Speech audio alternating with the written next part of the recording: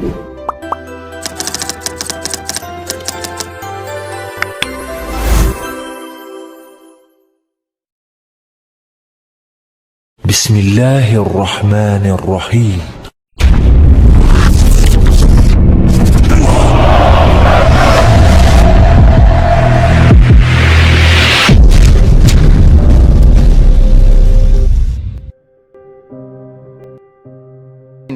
Maksud hadis ini, perjalanan umat manusia dari awal sampai akhir, Pak, itu fitnah akan makin berat, Pak, sampai si Dajjal keluar. Dajjal itu puncaknya fitnah, Pak. Dan kita sekarang hidup di era yang kata para pengamat akhir zaman, Dajjal tampaknya sudah di pengkolan jalan, Pak. Itu puncaknya fitnah. Kita hidup di era menjelang puncaknya fitnah. Saya tidak bermaksud menakut-nakuti, Pak. Kalau Anda merasakan fitnah sekarang banyak dan dahsyat, besok lebih berat, Pak. Lusa lebih berat. Akan terus begitu. Ya. Get ready. This will be a tough ride. Ya. Siap-siap. Ini perjalanan kita makin berat, Pak. Bukan makin ringan. Ya. Nah, namun demikian, ada satu hal yang lebih mengkhawatirkan lagi. Saya minta waktu sedikit ya. Sekalipun oknum Dajjal belum keluar, namun umat Islam di dalam sistem kafir syirik dunia modern dewasa ini harus menghadapi fitnah yang kata Nabi Muhammad SAW lebih beliau takuti dari fitnah Dajjal menimpa umat ini. Ini disebutkan oleh sahabat Abu Dzar Al-Ghifari radhiyallahu an. Dia dengar langsung dari Nabi. Kata beliau, suatu ketika aku bergandengan tangan jalan bersama Rasul menuju rumah beliau. Rasul mau pulang. Tiba-tiba kata Nabi, ghairud dajjalu akhwafu ala ummati minad dajjal. Sungguh selain Dajjal ada yang lebih kutakuti atas umatku. Kagetlah Abu Dzar mendengar ini, karena Abu Dzar tahu hadis tadi bahwasanya Dajjal fitnah yang paling dahsyat. Tahu-tahu Nabi bilang begini.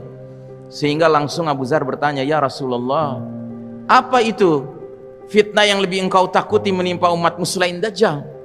Kata Nabi, "Al-a'immatu al-mudillin," para imam yang menyesatkan. Para ulama kita membahas tentang al-a'imma al-mudillin ini, kesimpulan mereka ada dua maknanya. Makna pertama, para penguasa yang tidak memimpin dengan petunjuk Allah dan petunjuk Rasul, itu satu. Yang kedua, ulama su, ulama-ulama yang buruk, Pak. Ulama su siapa? Ulama yang lawannya ulama khair. Ulama khair itu ulama yang baik, Pak. Ciri ulama yang baik itu apa? Dua. Takutnya hanya kepada Allah dan antara ilmu dan amalnya klop. Kalau ulama su justru sebaliknya, takutnya kepada selain Allah. Dan biasanya kepada siapa dia takutnya? Pada nomor satu, Pak. Para penguasa yang tidak memimpin dengan ketentuan Allah dan Rasulnya. Dan yang kedua, antara ilmu dan amal mereka berseberangan jalan, nggak ketemu. Pertanyaan saya, di zaman kita sekarang ini, makna yang mana yang hadir? Nomor satu apa nomor dua? Apa? Paket hemat, Pak. Dua-duanya hadir. Gitu. Bayangkan. Ya. Makanya kacau, Pak, dunia sekarang. Yang punya otoritas sosial politik dengan yang punya otoritas keagamaan kerja sama, ya kan? Sehingga udah sezolim apapun si pemilik otoritas sosial politik ini, yang punya otoritas keagamaan mengatakan, ya jangan dikritik, khawarij kamu mengkritik. Nauzubillahi min dzalik. Ya. Dalam Islam yang namanya pemimpin itu ada dua macam. Makanya Nabi sampai mengatakan, sekalipun kamu dicambuk, ya kan tetap taat sama dia. Itu kapan? Di babak ketiga tadi. Dulu di babak ketiga, ketika khalifahnya masih menyatakan Quran dan Sunnah sebagai sumber keputusan. Ya. Nah, jadi saudaraku rahimakumullah, sampai Nabi mengatakan dalam sebuah hadis, sudah sampaikah kepada kalian, sepeninggalku nanti akan muncul para pemimpin yang barang siapa memasuki mereka itu maksudnya mendekati mereka, sekitar mereka, mendukung mereka, ya kan? Kedua, membiarkan kedustaan mereka, dan ketiga, mendukung kezaliman mereka. Kata Nabi, 3 kesialan dia akan dapatkan. Yang pertama, lastu laisa minni, dia tidak termasuk golonganku, nggak diaku sama Nabi sebagai golongan Nabi Muhammad SAW. Yang kedua, walastu minhu, dan aku tidak termasuk golongan dia, artinya Nabi nggak mau dikait-kaitkan dengan dia. Dan yang ketiga, dia tidak akan mendatangi telagaku. Telaga Nabi itu adalah al-haud. Di hari berbangkit nanti Nabi berdiri di samping sebuah telaga, isinya air jernih, air bersih. Dia akan bagikan kepada setiap muslim yang datang kepada dia. Terus kemudian nanti akan ada muslim-muslim, Nabi lihat, ciri-cirinya berwudu nih. Dipanggil sama Nabi, ini umatku gitu kan. Kata malaikat, sana menjauh. Nggak boleh mendekat sama Nabi.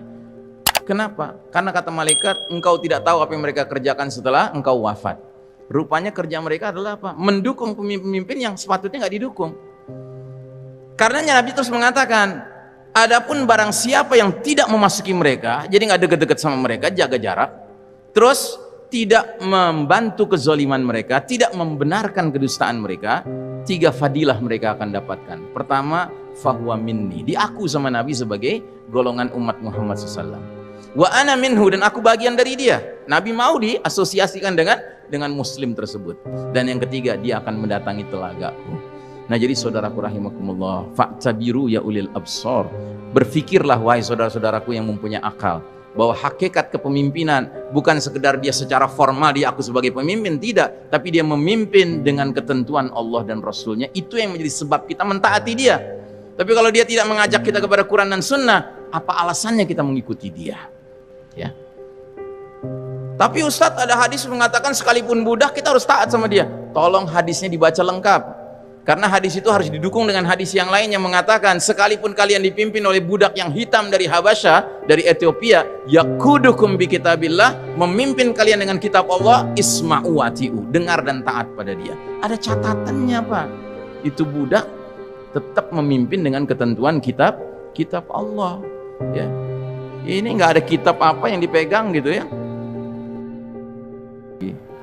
Ngapain kita nurut sama pihak yang hakikatnya ngajak kita ke Allah dan Rasulnya.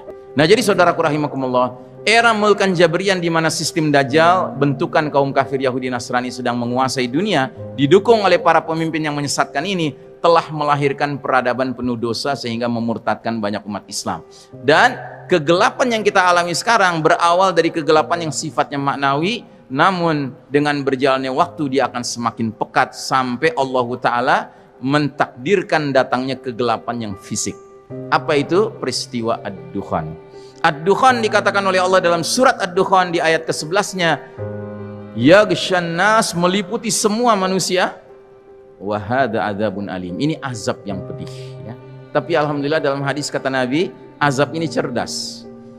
Ad-Dukhan membuat orang beriman seperti kena flu, sedangkan ad-dukhan membuat orang kafir membengkak tubuhnya sampai keluar cairan dari kedua telinganya. Kata Ali bin Abi Thalib, lalu asap itu akan menghembus orang kafir sampai binasa. Kalau kata anaknya Umar bin Khattab, asap itu akan masuk ke telinga orang kafir dan munafik sampai kepala mereka dirasakan seperti kepala hewan yang terpanggang. Jadi yang jelas tersiksa adalah kaum kafir dan kaum munafikun. Jadi babak Mulkan Jabrian ini, di mana sistem Dajjal menggurita secara mendunia, telah melahirkan peradaban manusia yang mempertontonkan kesombongan, kemungkaran, kemaksiatan, kezaliman, kesyirikan, kemunafikan, kekufuran yang luar biasa terhadap Allah Rabbul Alamin. Ketika Allah menilai bahwa peradaban ini sudah melampaui batas togo, maka Allah pasti mendatangkan azab yang berskala dunia. Ya, bayangkan saja, dulu di zaman Nabi Lut alaihissalam, LGBT dipraktekkan di 7 kota, semuanya di satu negeri, namanya Sodom. Sedangkan hari ini Pak, LGBT sudah dihalalkan hukumnya, ya, pernikahan sejenis kelamin sudah halal hukumnya di 23 negara di seluruh dunia Pak. 23 negara terpencar-pencar, Kanada, Amerika Utara, Eropa, Afrika Selatan, Australia, Selandia Baru. Belum lagi negeri-negeri Asia yang sedang ngantri jadwal di parlemennya membicarakan tentang LGBT. Taiwan, Hong Kong, ya kan, itu semua tuh menanti saja. Bayangkan Pak, kayak apa azab Allah ya.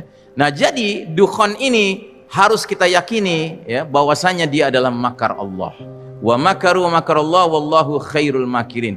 Orang-orang kafir membuat tipu daya sistem Dajjal ini, tetapi Allah akan balas tipu daya mereka dengan mendatangkan Dukhan dengan segala perangkat-perangkatnya. Jadi badai fitnah Dukhan dan fenomena alam lainnya ternyata justru membawa kepada kondisi yang mengisyaratkan bahwa Allah Ta'ala akan segera menggilir kembali kepemimpinan dunia kepada kaum beriman sesudah kaum kafir berjaya namun memanfaatkannya untuk menebar kegelapan dan kezaliman. Jadi ayat ini akan berlaku lagi, cuman arah panahnya bukan ke bawah.